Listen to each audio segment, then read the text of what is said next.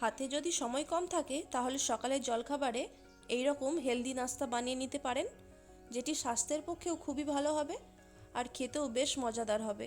কোনো রকম ময়দা ব্যবহার না করেই সম্পূর্ণ আটা দিয়ে এই রেসিপিটা বানিয়ে ফেলতে পারেন। তাহলে ভিডিওটা স্কিপ না করে সম্পূর্ণ দেখতে থাকুন। আমি এখানে 2 কাপ পরিমাণে আটা নিয়ে নেব। ওজনে ওই ধরুন প্রায় 300 গ্রামের মতো। এর মধ্যে এবার হাফ টিস্পুনের মতো লবণ দিয়ে দেব। আটার সাথে লবণটা মিশিয়ে নিয়ে এবার জল দিয়ে আটাটা মেখে নিতে হবে, যেমনটা আমরা রুটি বানানোর আগে করে থাকি। অল্প অল্প করে জল দিয়ে আটাটা মেখে নিতে হবে। এই রেসিপিটা ময়দা দিয়েও চাইলে বানাতে পারেন, তবে আটা দিয়ে বানালে সেটা স্বাস্থ্যের পক্ষে অনেক ভালো হবে।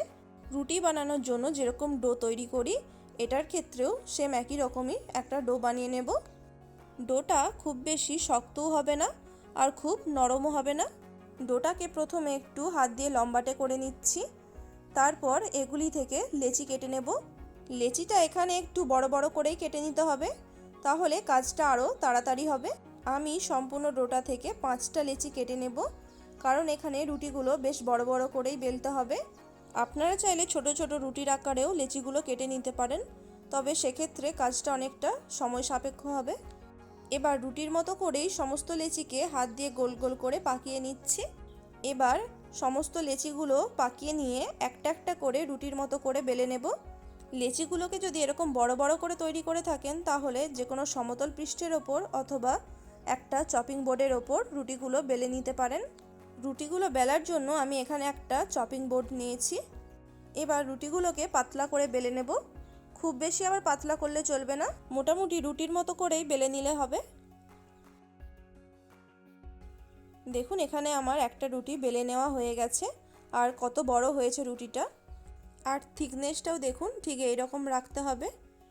এবার একটা ছোট টাইপের কোনো জার বা কৌটোর ঢাকা নিয়ে এভাবে গোল গোল করে কেটে নিতে হবে।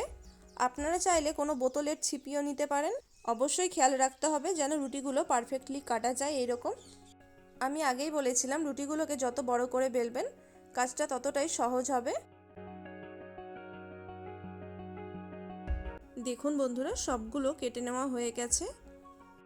এবার এই সম্পূর্ণ রুটিটা থেকে গোল গোল করে কেটে নেওয়া অংশটা বাদে বাকি অংশটা আমি বাদ দিয়ে দেব, মানে ওটা দিয়েও আরও একটা রুটি তৈরি হয়ে যাবে এইরকমই। আর বন্ধুরা, আমার চ্যানেলটিকে এখনও যদি না সাবস্ক্রাইব করে থাকেন, তাহলে চ্যানেলটি সাবস্ক্রাইব করে পাশে থাকা বেল আইকনটি অবশ্যই প্রেস করে দেবেন, যাতে আমি নতুন কোনো ভিডিও দিলে তার নোটিফিকেশান আপনাদের কাছে পৌঁছে যেতে পারে। এবার এই ছোট ছোট রুটিগুলোকে আবার একটা পাস্তার মতো শেপ দিয়ে দেব। আমি এই রকম ধরনের একটা পাস্তার মতো বানিয়েছি। আপনারা নিজেদের পছন্দ মতো যে কোনো রকমভাবে পাস্তা তৈরি করতে পারেন। সবগুলোকে একই রকমই পাস্তার মতো বানিয়ে নিচ্ছি। আমরা দোকান থেকে তো প্রায় অনেক পাস্তা কিনে খেয়েছি, বাড়িতেই দেখুন আটা দিয়ে এইভাবে পাস্তা বানিয়ে নিতে পারেন।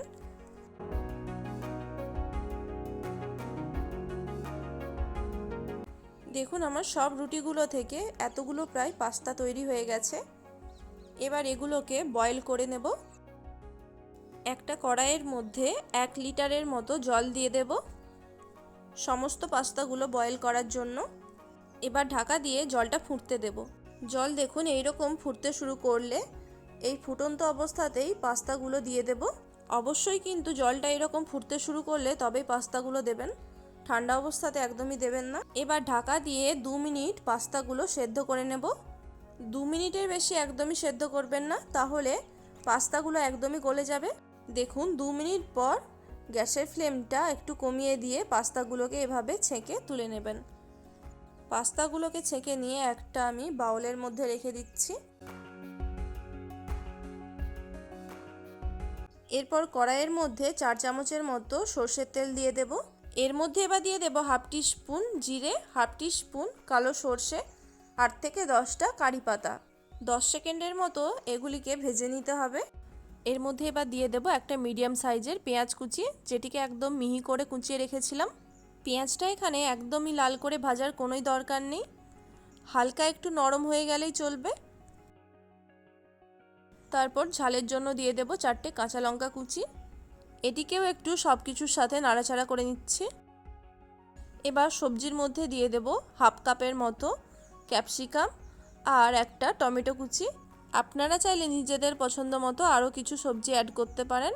সবজিগুলোকে এখানে খুব বেশিক্ষণ ধরে ভাজার একদমই দরকার নেই, তাহলে সবজির যে একটা ক্রাঞ্চি ভাব থাকে সেটাই আর থাকবে না। এবার দিয়ে দেব স্বাদ মতো লবণ, 1/4 টিস্পুন হলুদ গুঁড়ো, 1/2 টিস্পুন রেড চিলি পাউডার আর 1/2 টিস্পুন ম্যাগি মশলা। আপনারা চাইলে এখানে ম্যাগি মশলার পরিবর্তে রেডিমেড পাস্তা মশলাও দিতে পারেন। কোনো রকম জল ব্যবহার না করে সব কিছুকে ভালো করে মিশিয়ে নিলাম।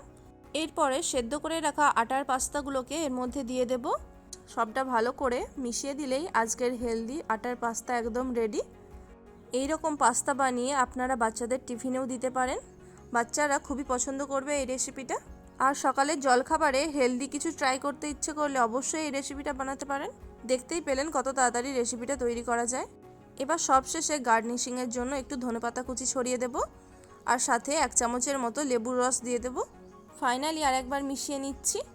আজকের এই হেলদি নাস্তার রেসিপিটা কেমন লাগলো কমেন্ট করে একদমই জানাতে ভুলবেন না। আর একটি লাইক করে চ্যানেলটিকে অবশ্যই সাবস্ক্রাইব করে দেবেন।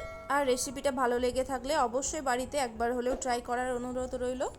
সবাই ভালো থাকবেন, সুস্থ থাকবেন। আজকের রেসিপিটা সম্পূর্ণ দেখার জন্য অসংখ্য ধন্যবাদ।